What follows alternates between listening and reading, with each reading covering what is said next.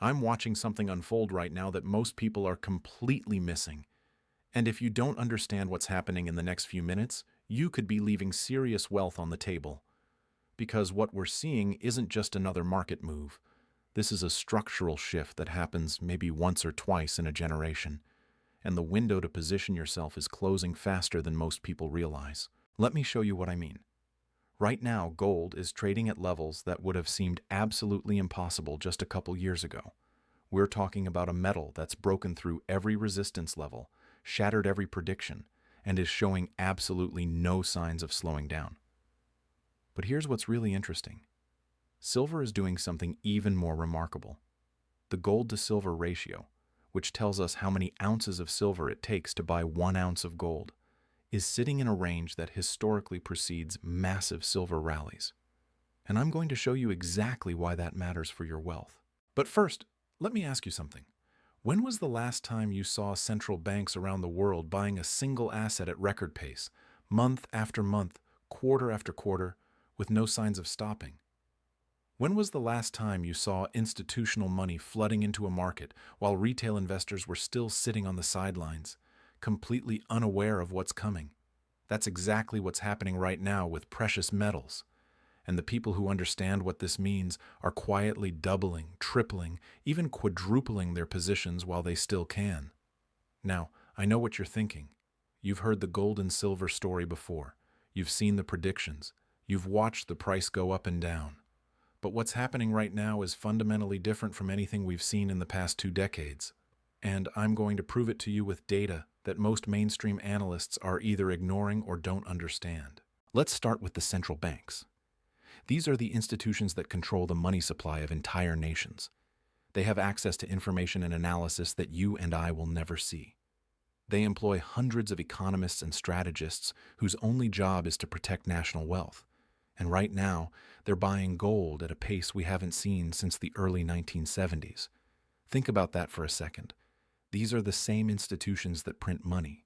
They can create currency out of thin air, and yet they're converting that currency into physical gold as fast as they possibly can. The People's Bank of China has been adding to their gold reserves for months on end. The Reserve Bank of India is accumulating. Poland, Hungary, Singapore, Turkey. Countries that have never been major gold buyers are suddenly building massive reserves. Why? What do they know that the average investor doesn't? What are they preparing for that they're not telling us about? Here's where it gets really interesting.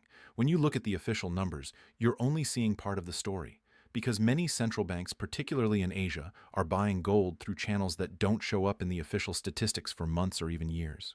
There are analysts who believe that actual central bank gold purchases could be double or even triple what's being reported. Imagine that. The largest, most sophisticated financial institutions in the world are secretly accumulating a metal that most financial advisors tell their clients is a barbarous relic. But it's not just central banks. Let's talk about what's happening in the physical market, because this is where the story gets absolutely fascinating. Right now, there's a disconnect between the paper price of gold and silver, the price you see on your screen, and what's actually happening in the physical market. Dealers are reporting premiums on physical metal that we haven't seen since the chaos of 2020. In some cases, you're paying significantly above spot price just to get your hands on actual metal. Why? Because there's a shortage of physical supply, even as the paper price suggests everything is fine. Think about what that means.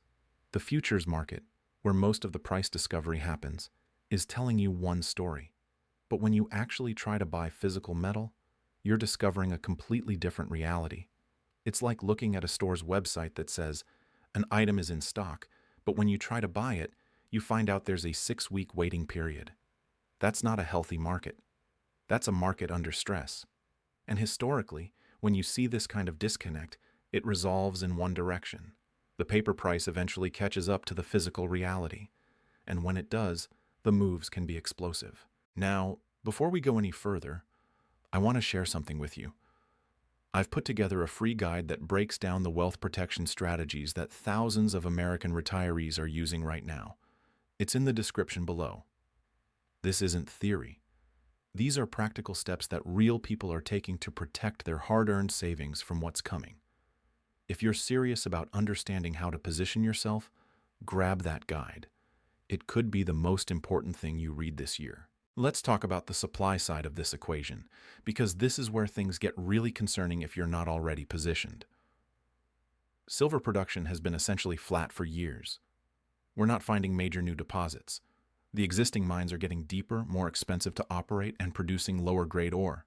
At the same time, industrial demand for silver is exploding. Solar panels, electric vehicles, 5G infrastructure, medical applications. Silver isn't just a monetary metal anymore. It's a critical industrial commodity that our entire technological future depends on. Here's a number that should wake you up. The solar industry alone is projected to consume more silver in the coming years than is currently being mined annually. Let that sink in.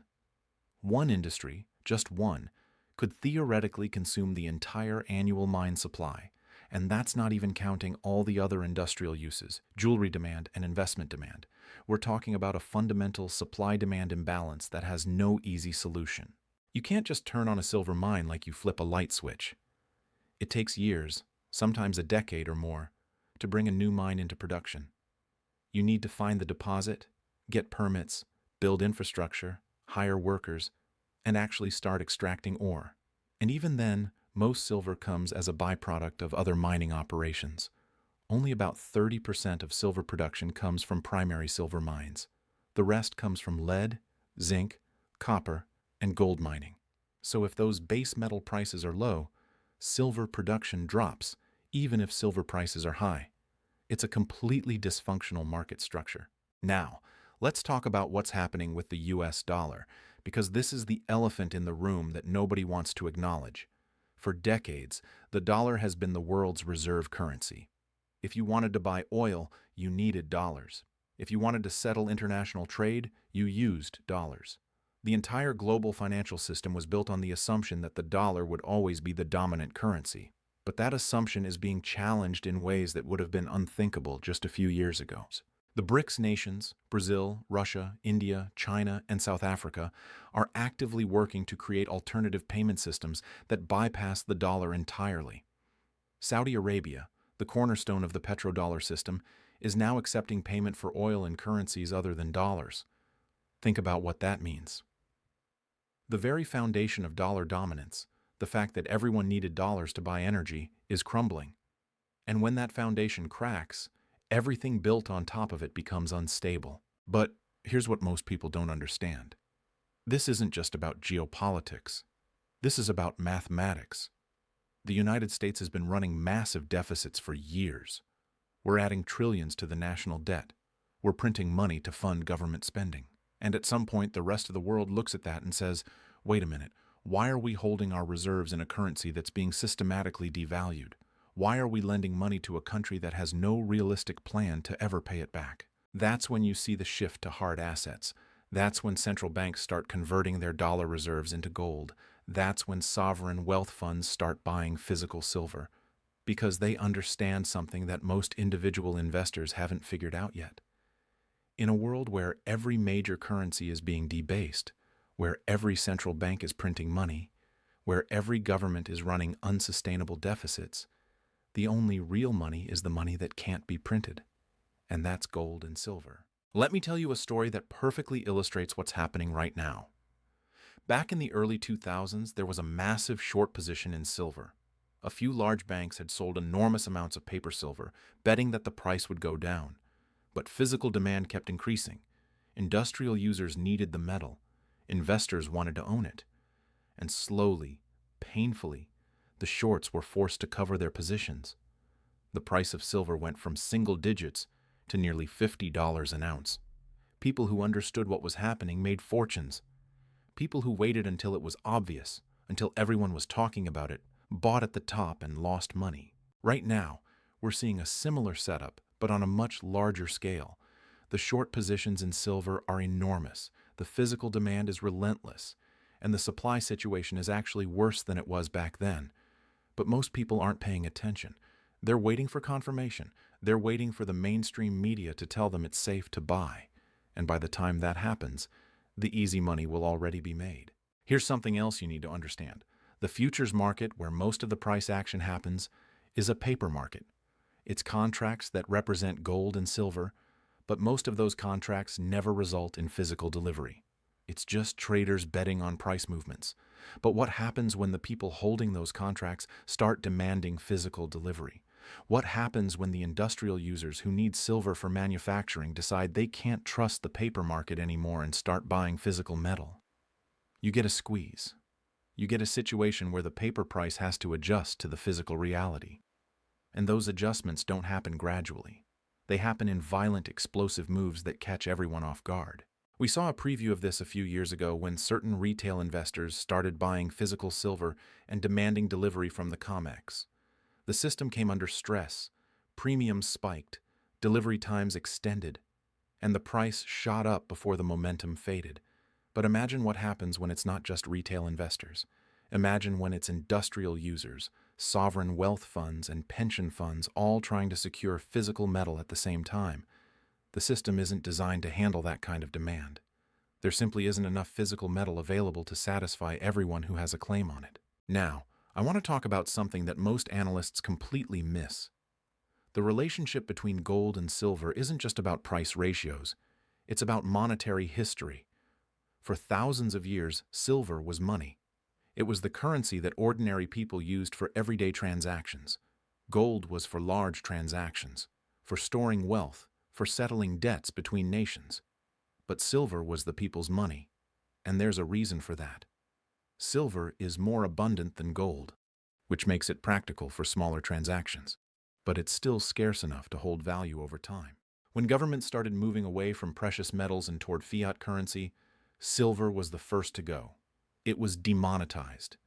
It became just another industrial commodity. But here's the thing.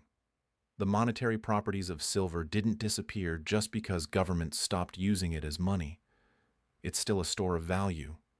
It's still a hedge against currency debasement. It's still a way to preserve purchasing power over time. And as more people lose faith in fiat currencies, as more people realize that their savings are being eroded by inflation, they're rediscovering silver's monetary properties. This is why the gold-to-silver ratio matters so much. Throughout history, that ratio has averaged somewhere between 15 and 20 to 1, meaning it took 15 to 20 ounces of silver to buy 1 ounce of gold. Right now, we're well above that historical average, which means either gold is overvalued relative to silver or silver is dramatically undervalued relative to gold. And given everything we know about supply constraints, industrial demand, and monetary demand, which scenario seems more likely? Let me paint you a picture of what's coming. We're entering a period of monetary instability unlike anything we've seen in our lifetimes. Central banks are trapped. They can't raise interest rates without crashing the economy and the government's ability to service its debt. But they can't keep rates low without fueling inflation and destroying the currency's purchasing power. It's a no-win situation, and the only way out is through some kind of monetary reset, some kind of restructuring of the global financial system. Now, I'm not saying the dollar is going to zero tomorrow. I'm not saying we're going back to a gold standard next week, but what I am saying is that the current system is unsustainable, and when unsustainable systems break down, they don't do it gradually. They do it suddenly. One day everything seems fine, and the next day you wake up to capital controls, bank holidays, currency devaluations, and if you're not prepared, if you don't have a portion of your wealth and assets that exist outside the banking system, you could lose everything you've worked for. This is where gold and silver become absolutely critical, because they're not someone else's liability. When you own physical gold or silver, you're not depending on a bank's promise to pay you. You're not depending on a government's ability to honor its obligations. You're holding real wealth that has been recognized as valuable for thousands of years. And in times of crisis, that matters more than anything else. Let me share something with you. If you're sitting on retirement accounts worth $100,000 or more, there's a strategy that a lot of people don't know about. It's called a gold IRA. Basically, it allows you to hold physical gold and silver inside your retirement account without triggering taxes or penalties. I've put together a guide that explains exactly how this works. It's in the description. This isn't about speculation. This is about protecting wealth you've already accumulated from the market collapse, geopolitical chaos, and currency debasement that we're seeing accelerate. If that's relevant to your situation, it's worth checking out. But let me get back to why this moment is so critical. The technical picture for both gold and silver is incredibly bullish right now. Gold has broken out of a multi-year consolidation pattern. It's making new all-time highs. And every time it pulls back, buyers step in aggressively. That's not the behavior of a market that's about to reverse. That's the behavior of a market in the early stages of a major bull run. Silver is even more interesting. It's been consolidating for years, building energy, while gold has been making new highs. And historically, when silver finally breaks out, it doesn't just match gold's gains, it multiplies them. Silver is the leverage play on gold. When gold goes up 20%, silver often goes up 50 or 60%. And we're right at the point where that breakout could happen. But here's what you need to understand. Markets don't move in straight lines. There will be pullbacks, there will be corrections, there will be moments when it looks like the rally is over and everyone who bought precious metals made a mistake. That's when weak hands sell. That's when people who don't understand the fundamentals get shaken out. And that's when the smart money accumulates more. Because they know that the underlying drivers, the central bank buying, the supply constraints, the monetary instability, none of that has changed. The pullbacks are just noise. The trend is what matters. Let me tell you about what happened in the 1970s. Gold started that decade at $35 an ounce. By the end of the decade, it had hit over $800. That's more than a 20-fold increase. Silver went from under $2 to $50, a 25-fold increase. And this wasn't because of some speculative bubble. This was because the monetary system was breaking down. The U.S. had abandoned the gold standard. Inflation was out of control. The dollar was losing purchasing power. And people fled to the only assets that couldn't be printed into oblivion. Now, I'm not saying we're going to see the exact same thing happen again. Every cycle is different. But the underlying dynamics are remarkably similar. We have a monetary system that's breaking down. We have central banks printing money at an unprecedented rate. We have inflation that's eroding purchasing power faster than most people realize. And we have a growing recognition that the emperor has no clothes, that the promises made by governments and central banks can't be kept, that the only real wealth is tangible wealth. Here's something that should terrify anyone who's not prepared. The vast majority of wealth in the world exists as digital entries in computer systems. Your bank account is just a number on a screen. Your stocks are just electronic records. Your bonds are promises to pay you back with currency that's being systematically devalued. None of it is real in the way that physical gold and silver are real. And in a crisis, when the system comes under stress, those digital entries can disappear. We've seen it happen in other countries. Bank accounts frozen. Stock markets closed. Currency controls implemented overnight. And the people who thought their wealth was safe suddenly discover they can't access it. This is why diversification into physical precious metals isn't just about making money. It's about preserving what you already have. It's about making sure that no matter what happens to the financial system, you have wealth that exists outside that system. Wealth that can't be frozen, can't be confiscated, can't be devalued by a central bank's printing press.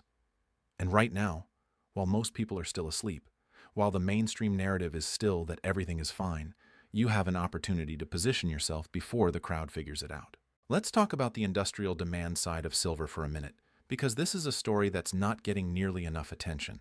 The green energy transition that governments around the world are pushing requires massive amounts of silver. Every solar panel needs silver. Every electric vehicle needs significantly more silver than a traditional car.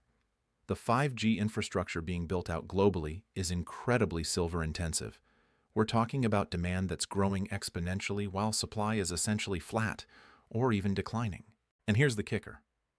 This industrial demand is price inelastic, meaning that manufacturers need the silver regardless of what the price is. They can't just decide not to build solar panels because silver got more expensive. They have to pay whatever the market demands. So you have this situation where industrial users are competing with investment demand, with central bank demand, with jewelry demand, all for a finite supply of metal. And something has to give. Either the price has to rise dramatically to ration the available supply, or we're going to see shortages that disrupt entire industries. Think about what that means for silver prices. We're not talking about a speculative bubble where prices go up because people think they'll go up. We're talking about fundamental supply and demand dynamics that have only one possible resolution: Higher prices. Much higher prices.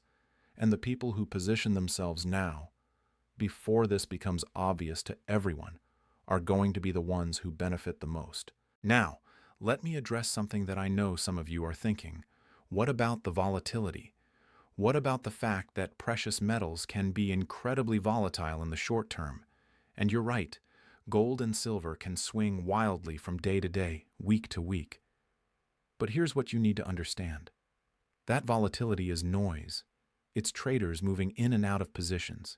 It's algorithms responding to technical signals. It's short-term money chasing momentum. None of that changes the fundamental story.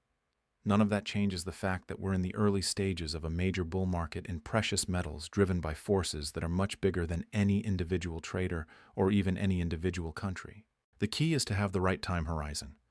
If you're buying precious metals because you think you're going to get rich in the next 3 months, you're going to be disappointed. You're going to get shaken out by the volatility. You're going to sell at exactly the wrong time.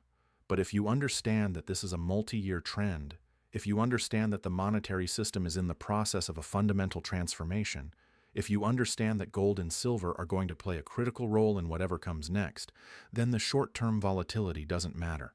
It's just an opportunity to accumulate more at better prices. Let me tell you about the smart money. The family offices, the sovereign wealth funds, the ultra-high net worth individuals who have access to the best research and analysis in the world. They're not trying to time the market. They're not trying to buy at the exact bottom and sell at the exact top. They're systematically accumulating physical precious metals as a core holding in their portfolios. They're treating it like insurance, like a hedge against all the things that could go wrong with the financial system.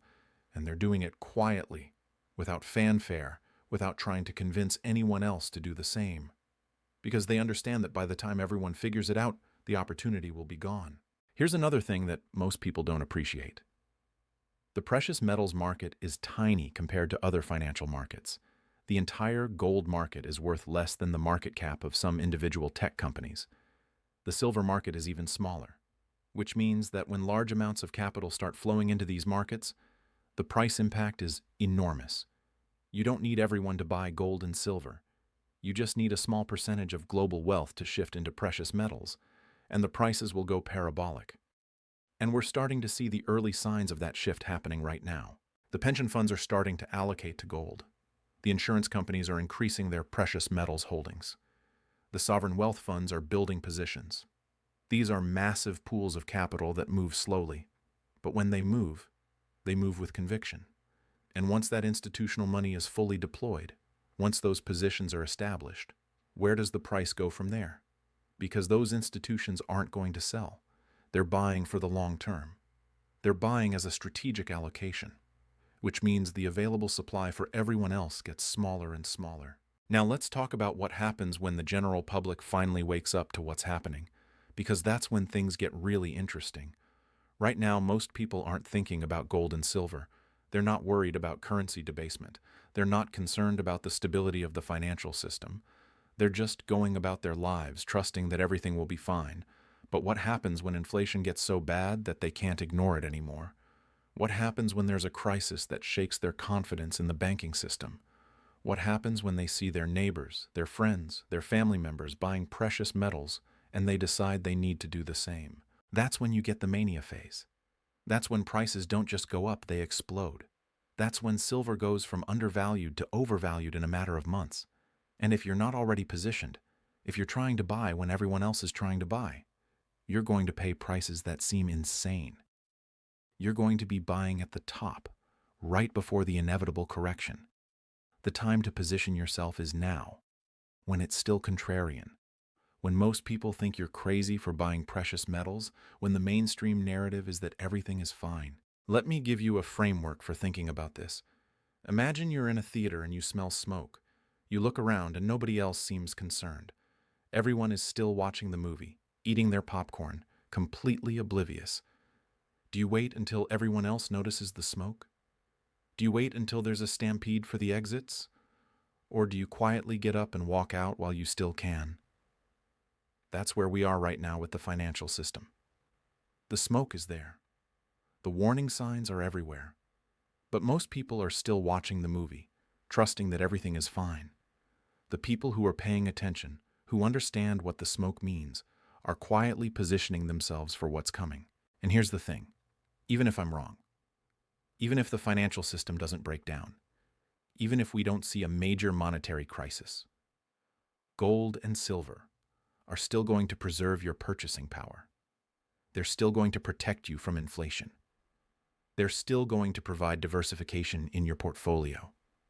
The downside is limited. The upside is enormous. That's the kind of asymmetric bet that smart investors live for. So what do you do with this information? First, educate yourself. Understand the fundamentals. Understand why gold and silver have been money for thousands of years. Understand the supply and demand dynamics. Understand what's happening with central banks and the monetary system. Don't just take my word for it. Do your own research. Come to your own conclusions. But do it quickly because the window of opportunity is closing. Second, start accumulating physical metal. Not paper gold, not ETFs, not mining stocks. Physical gold and silver that you can hold in your hand. Because when the crisis comes, when the system comes under stress, the paper promises aren't going to be worth anything. Only the physical metal will matter. And if you don't have it, you're going to wish you did. Third, think about your retirement accounts. If you have significant wealth tied up in traditional retirement accounts, look into whether a gold IRA makes sense for your situation. It's a way to get precious metals exposure with the tax advantages of a retirement account. And for those of you who've been watching this whole video, who understand the urgency of what's happening, I've got something special for you. That free guide I mentioned earlier. If you grab it and you're an American retiree with at least $100,000 in retirement accounts, you'll also get access to an exclusive one-on-one educational web conference. No obligation, no pressure. Just a chance to talk with someone who can walk you through your specific situation and help you understand your options. That's only available to people who watch all the way through and take action. So if that's you, check the description now. Look, I know this is a lot to take in. I know it's uncomfortable to think about the financial system being unstable. I know it's easier to just assume that everything will work out fine. But the evidence is overwhelming. The central banks are telling you what's coming by their actions. The smart money is telling you what's coming by where they're putting their capital. The market itself is telling you what's coming by the price action we're seeing in precious metals. The only question is whether you're going to listen. This isn't about fear. This isn't about panic. This is about being prepared. This is about taking responsibility for your financial future. This is about making sure that no matter what happens, you and your family are protected. And right now, in this moment, you have an opportunity that won't last forever. An opportunity to position yourself before the crowd figures it out. An opportunity to buy assets that are still undervalued relative to where they're going. An opportunity to protect and grow your wealth in a way that most people won't understand until it's too late. The choice is yours. You can wait and see what happens. You can hope that everything works out fine. You can trust that the system will protect you. Or you can take action now. You can position yourself for what's coming. You can be one of the people who looks back on this moment and realizes that this was when everything changed. That this was when you made the decision that protected your wealth and your family's future. The window is open. But it won't stay open forever. What are you going to do?